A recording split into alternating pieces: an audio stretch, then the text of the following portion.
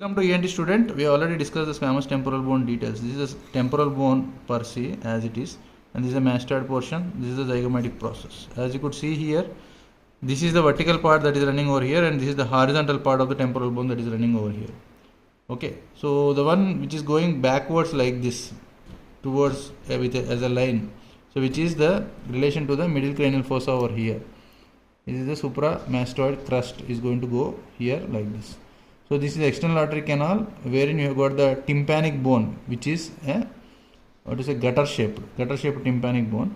So if you take the horizontal part of this squamous temporal bone, this is the vertical part which is lateral to the temporal lobe of the brain. So this is the zygomatic bone which is there over here, and this is the zygomatic process of the temporal bone. So as you could see here, this is the glenoid fossa wherein the temporomandibular joint rests.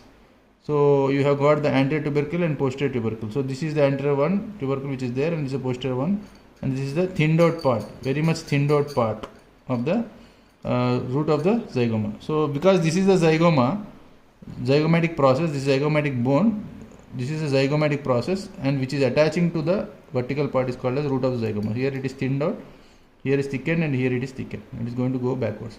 And if you take the spine of Henle, for example, in this particular specimen, it is not very prominent. It should be the spine of Henle is over here. And the same squamous temporal bone is going to extend down vertically behind this is called as retroauricular part of the squamous temporal bone. It is going to go vertically downwards behind the external artery canal. This part. Then this will become the mastoid bone. So the one which is there as a suture line over here is called as squamomastoid suture. You can have it as squamomastoid suture. This is the tympanomastoid suture. So tympanomastoid suture. This is the tympanosquamous suture. So this tympanic bone is U-shaped gutter, as I told you, like in a asbestos sheets gutters are there.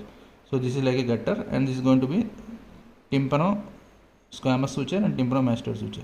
Whereas the retroauricular portion is going to form and run behind like a squamomastoid suture. This is the basic of the squamous part of the temporal bone, zygomatic process, which has got a posterior root, anterior part and posterior part, and there's a root of the zygoma is here. And this is going to be the medial part of the zygomatic bone or zygomatic process. Thank you very much for watching ENT student. Chalo.